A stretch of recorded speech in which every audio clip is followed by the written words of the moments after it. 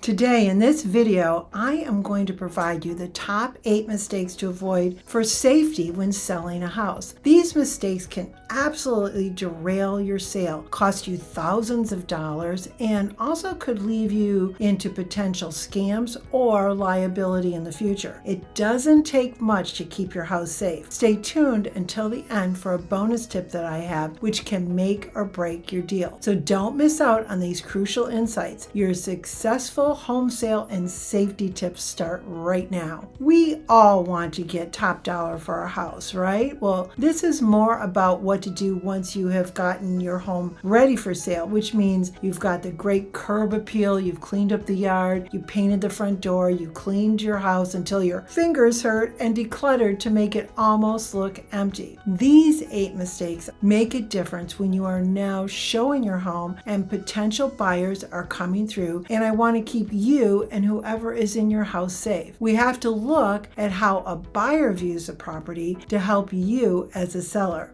I'm Maria Wells from the Treasure Coast of Florida, and thank you for joining me today. Well, we are in times where no matter how hard we try to vet buyers, there could be criminals amongst us who are going to view your house. Chances are slim, but it's always better to be proactive. I have been in thousands of homes, and here are my tips for you today. Number 1, I want you to remove all the personal items. Now, you may have gotten rid of photos, and that is great, but did you think about, do you have on the walls maybe your children's names or over their bed or whatever? It's really important to make sure that those are removed too, because once someone has seen your home and they know the names of family members, you don't know really where that could go. So I am saying keep it safe, remove names and anything that can identify you as the owner of the home. Next, you need to remove any addictive medications. Now, there are people out there that are desperate and looking for medications, and they know just where to go for them in your home. So just put them in a baggie, put them in a locked area, it could be a file cabinet or whatever, to make sure that there are no issues and that your medications are not touched. Next is remove anything that could potentially have your name on it, which means maybe you have bills that just came in the mail and you thought you would leave them on the counter, or there's checkbooks laying around, or even magazines that have an address label on it. Place them in a locked file cabinet. Do you have a portable safe, one of those that could be picked up and taken out of the home? Maybe it's in the garage or a closet. Just disguise it. I've seen some pretty clever ways to do it, putting a cardboard box and decorating it or whatever. You just don't want to give anyone a thought for something they could do and come into your home when you least expect it. Next, I want you to remove your valuables. So any expensive jewelry that you may have, put it in a safe deposit box if it's something you're not wearing. I'm not saying that people intentionally want to take these things, but why entice someone if you have very expensive paintings or whatever that might be and you just don't want to leave them out? Well, this is the time to put them in a very safe area, whether it's in a storage unit or something, just to make sure they're not out in the open. And I would recommend, if it's paintings and things like that, take them out, remove them before you do any of the professional photography. Don't even let them be viewed online. This next one has become really commonplace, and that is if you have cameras in your home, and that means a Ring doorbell also. I am going to encourage you to disclose it. Your Realtor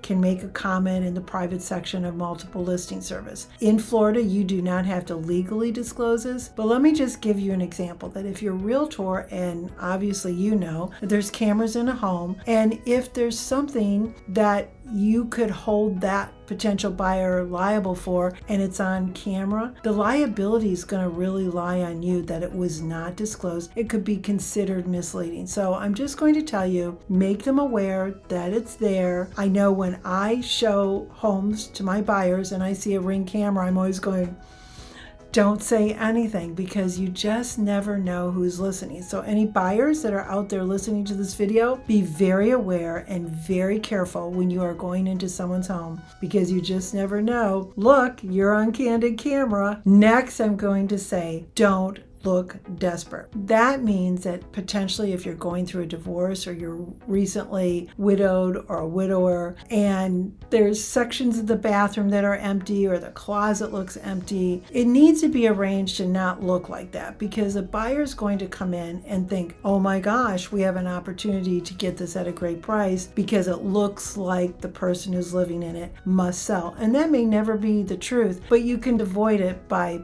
putting clothes in there, filling up drawers so it doesn't look like it's a desperate sale. Okay, the next one could be a real kicker, and you may not agree with me, but just hang in there while I explain this. So you've put in new flooring, maybe white carpet. I am going to suggest that you do not demand or make instructions that they have to either remove their shoes or put on booties. And why is that? Yes, I understand you want to protect that nice carpet, but let's say they take their shoes off and they walk around in socks and you've got tile floors, they slip and fall. It really comes back to you because you instructed them to take them off. They fell, they're going to come back on you. The same thing can happen with booties. They slip and fall. Now I'm going to say the answer isn't putting those ugly plastic runners on the floor either, because they could trip over those also. They get caught at the end of it. And again, what happens? What I just mentioned, it's your liability. So here's what I'm going to say. Them keep their shoes on, let them walk through. Yes, it's going to get dirty, possibly, maybe not. If they decide and they see that it's really nice, I've had plenty of buyers going, oh, I'm going to take my shoes off. They decided, they can't hold you liable. There's a big difference. But even if it gets dirty, you're selling it. It can be cleaned, it can be taken care of, and it keeps you out of trouble from possibly costing you a lot of money going to court having requested that they do this. Here's my bonus tip, and I think it's probably one of the most important ones for you to think about. Get out of the house.